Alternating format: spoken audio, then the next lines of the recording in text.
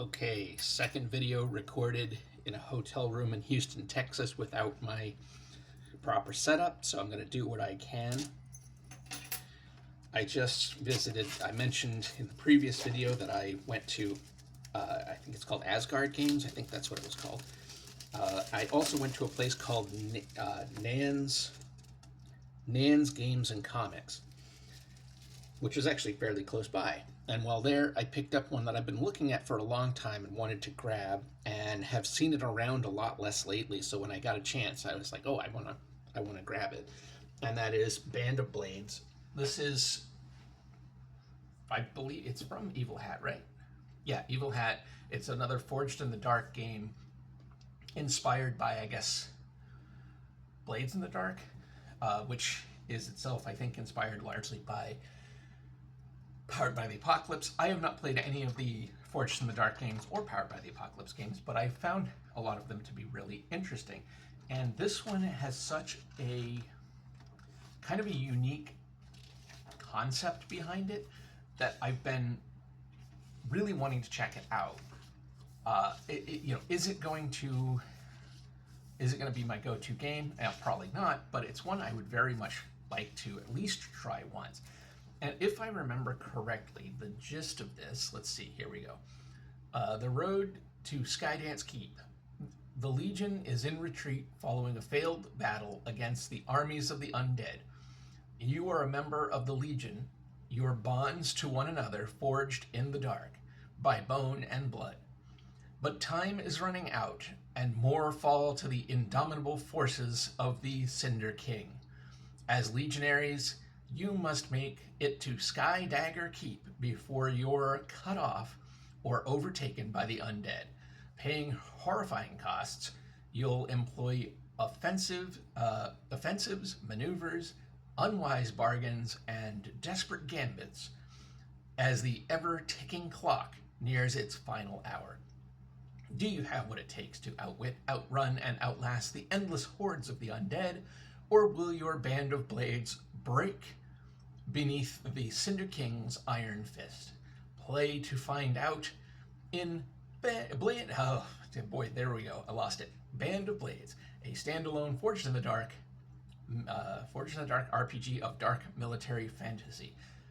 Blah blah blah, contains yada yada yada yada. Join us on the road to Skydagger Keep. Our numbers are few, our supplies are low, and every operation is a deadly risk. But if any chance exists to make a difference in the outcome of the war, it is this cohort, the only remaining hope, this bloody band of blades. Now, I was reminded in hearing some stuff about this. Now I actually end up having Scum and Villainy and Blades in the Dark, and I do have the Fate Core system, I think. I was reminded somewhat in some of the things that I heard about it of the Black Company, although seemingly a less morally ambiguous central characters, although I suspect there's still some level of moral ambiguity. But this idea of this like really nasty dark tide of evil rolling over the land. So seems like it could be really neat. There's also, what is it, I remember Matt Colville really liked was it Red Hand of Doom, which I think is the Hobgoblin and Goblin armies that are marching across the land, and you're in the D&D adventure campaign, you're like fighting against the oncoming hordes of Hobgoblins. Anyhow, I like the art. Looks cool. It does have this nice dark and nasty look to it. I think there's just a lot of potential in this. I really want to try out still one of these days. I want to try out Blades in the Dark. And I just think this could be really neat. I just think it's neat.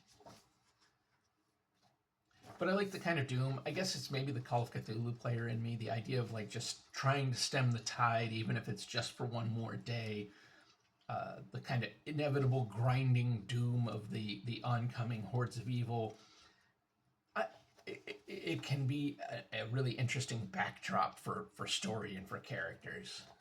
What do you do when you're facing this oncoming tidal wave of violence? I think of Fraggle Rock Yes, Fraggle Rock.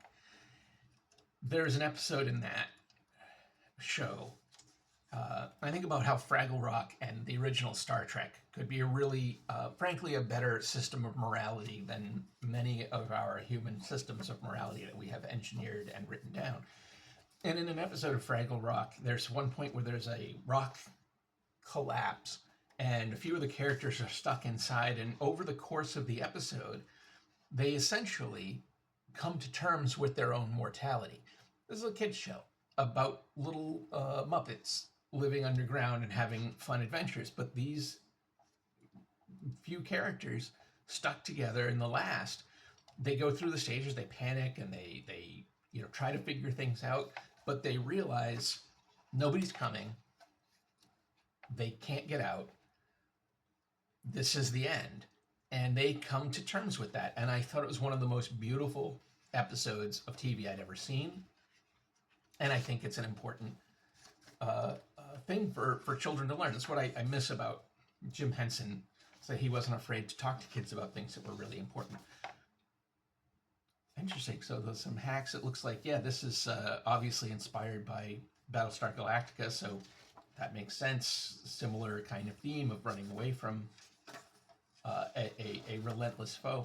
Anyhow, I think that changing the game, nice. I like that they've got some notes on that in the back. So anyhow, it's really cool. But that's my thought about the interesting morality of dealing with an ultimate doom, or potentially ultimate doom, but maybe there's also that ray of hope of being able to survive or make it through the day. Anyhow, I hope this came out for the most part. As I said, I didn't have my rigging, and I can't even see my phone or what it says. I know the audio is going to be off because I don't have my mic, although I was trying to speak somewhat loudly and distinctly. We'll see. That's what I've got today. I may record another couple of videos while I'm here in Houston because I'm here for a while, but it won't matter to you. They won't be posting probably for a month or two. So until next time, take care.